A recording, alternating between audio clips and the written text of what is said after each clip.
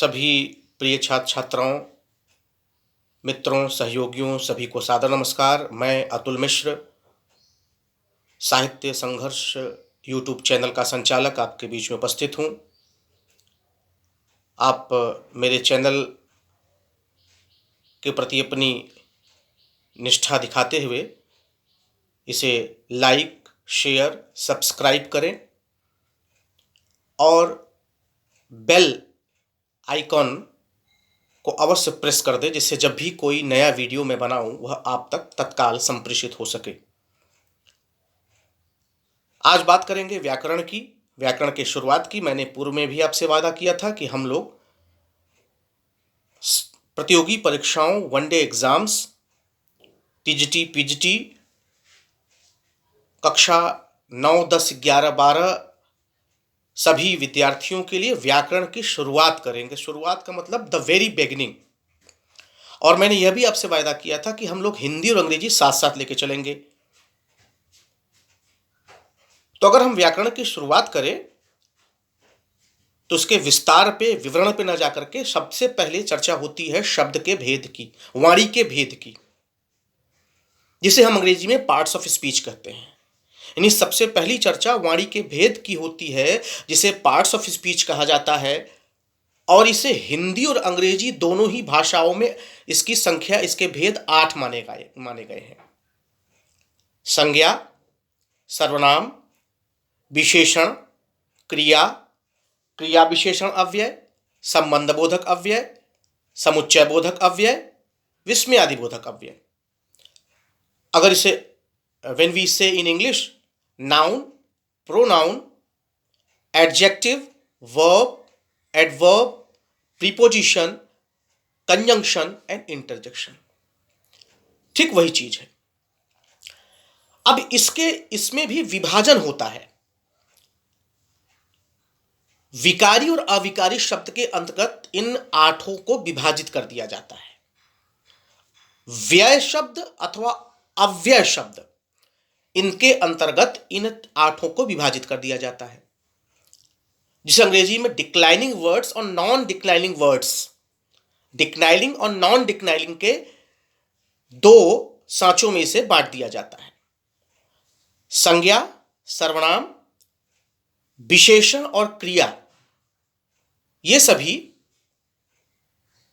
विकारी शब्द, व्यय शब्द कहलाते हैं। और वहीं क्रिया विशेषण अव्यय, संबंध बोधक अव्यय, समुच्चय बोधक अव्यय और विस्मयादि बोधक अव्यय, ये सभी अव्यय या अविकारी शब्द कहलाते हैं।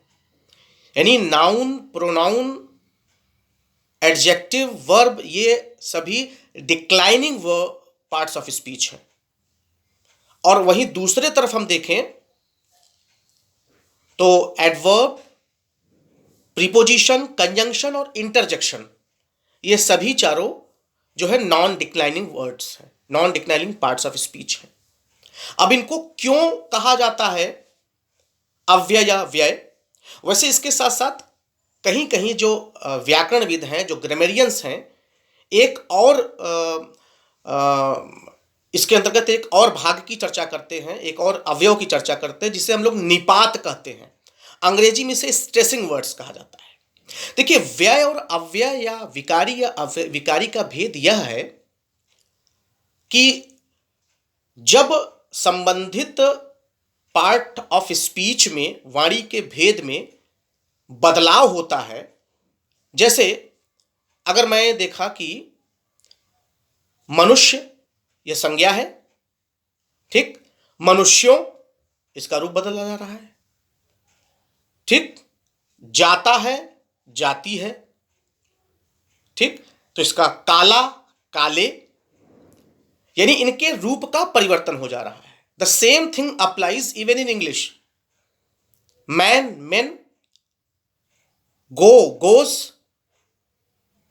These things are changing, so these are declining, यानी उनमें क्षरण हो रहा है, परिवर्तन हो रहा है। और वहीं बात करें अगर हम अगले 4 हिस्सों की, तो उनमें कोई परिवर्तन नहीं हो सकता है। मान लीजिए और, एंड, और एक समुच्चय बोधक अव्यय है, कंजंक्शन है, तो ये और में कोई बदलाव नहीं होता है किसी भी परिस्थिति में। राम और श्याम, मनुष्य और पशु, राम जाता है और हरि आता है।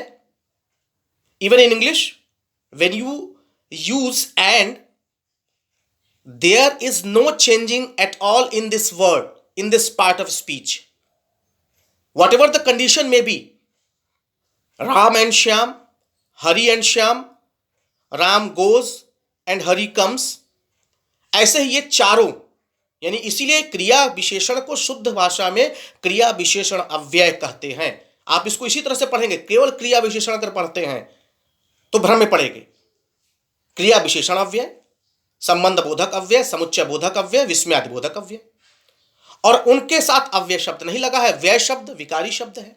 और एक और जिसे हम लोग निपात या स्ट्रेचिंग वर्ड्स कहते हैं, उसको जैसे मैं पढ़ता तो हूं, वह जाता तो है। अंग्रेजी में भी जैसे I do read, he does read, इस तरह से इसका प्रयोग किया जाता है।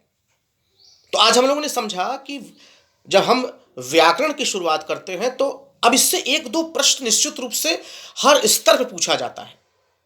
अगली बात करते हैं, हम लोग चर्चा करते हैं कि वर्ण अक्षर क्या है। वर्णों से शुरुआत होती है। देखिए, जो ध्वनियों की प्रतीकात्मक व्यवस्था है, जब तक ध्वनि है, जब तक मौखिक स्थिति है, तब तक वो ध्वनि है, और जैसे ही वो लिखित स्थिति में आते हैं वो वर्ण हो जाते हैं। यानी ध्वनियों की जो प्रतीकात्मक व्यवस्था, the symbolic arrangement of sounds is just वर्ण, लेटर, वही वर्ण है, उन्हीं को वर्ण कहा जाता है। और इसी के साथ साथ एक शब्द और आता है अक्षर। अक्षर के बारे में भी अक्सर दिक्कत होती है, वर्ण अक्षर इस तरह से बात करते हैं। जैसे हमारी जो देवनागरी लिपि है वो अक्षरात्मक है, कई बार इस पर प्रश्न पूछा गया है, आप सभी जानते हैं। तो जो अक्षर है, अक्षर में किसी वह स्वतंत्र अस्तित्व वाला नहीं होता है, स्वायत्त नहीं होता है, उसमें किसी न किसी अन्य का भी सहयोग होता है अक्षर में। जैसे हमने क कहा तो क धन अ, यानी तब वह जाकर के, यानी यूं कह सकते हैं कि स्वर जो है वो वर्ण के रूप में स्वतंत्र होते हैं, और वहीं जो व्यंजन होते हैं उनमें कहीं ना कहीं मिलाप होता है, किसी अन्य का सहयोग होता है, वो स्वायत्त नहीं होते हैं, स्वतंत्र नहीं होते हैं, इसलिए वे उनको हम लोग जो है अक्षरों की श्रेणी में गिनते हैं। यानी अक्षरों में दो वर्णों का मिलाप संभव होता है। ठीक, ये तो हो गई वर्ण की बात। अच्छा, वर्ण से बनते हैं शब्द, तो शब्द वर्णों का समूह है, ठीक है, सार्थक समूह है, यानी एक अर्थ दे सके तभी वह अच्छा माना जाएगा, वरना उसका कोई मतलब नहीं है।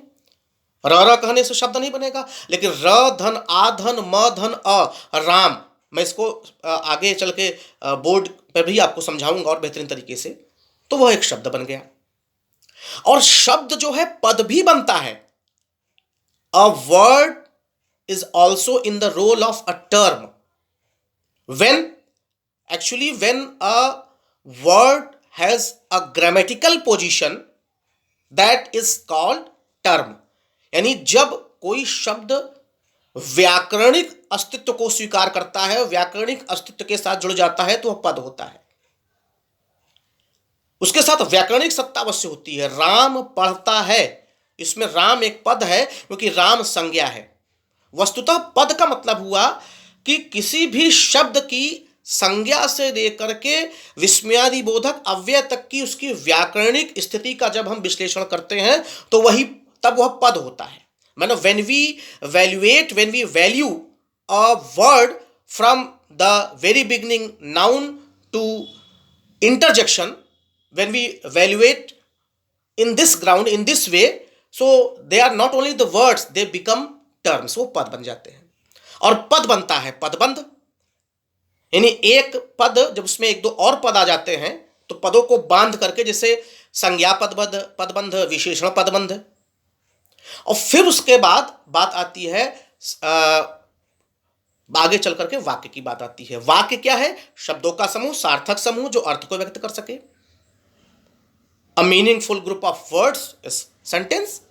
राम पढ़ता है, Ram goes, he jumps, he comes down, he goes to the bazaar, market. अच्छा, एक एक शब्द का भी पद, एक शब्द का भी, एक पद का भी वाक्य हो सकता है। जब हम वाक्यों के प्रकार पे आगे चर्चा करेंगे तो जिसको हम लोग आज्ञार्थक या इंपरेटिव सेंटेंस कहते हैं, जैसे बैठो, उठो, जाओ, तो यहां भी एक कर्ता है लेकिन वो छुपा हुआ है, वह कर्ता यू है। तो आज हम लोगों ने, मैं आज बहुत लंबा वीडियो हो जाएगा, अपनी बात को यहीं समाप्त करूंगा। अगले क्रम में प्रयास करूंगा कि आपको ब्लैक बोर्ड पे समझा सकूं, आपको व्हाइट बोर्ड पे समझा सकूं। तो हमने आज समझा कि व्यय अव्यय क्या होता है, शब्द पद कब बनते हैं, पदबंध कब बनते हैं, वाक्य कैसे बनता है, बहुत बेसिक। इससे निश्चित रूप से प्रतियोगी परीक्षाओं में या कक्षा 10 से लेकर के 12 या और भी उच्च स्तरीय की स्थितियों में इससे जरूर प्रश्न पूछे जाते हैं। मेरा आपसे अनुरोध है कि मुझे जरूर प्रोत्साहित करें, और आप जो है अपने पॉजिटिव कमेंट्स दें, इसे लाइक, शेयर, सब्सक्राइब करें, बेल आइकन इसे जरूर उसको प्रेस कर दें, ताकि जब भी नया वीडियो आए मैं आपके लिए उपयोगी हो सके। धन्यवाद। इन्हीं शब्दों के साथ मैं अपनी बात समाप्त करता हूं। मैं अतुल मिश्रा।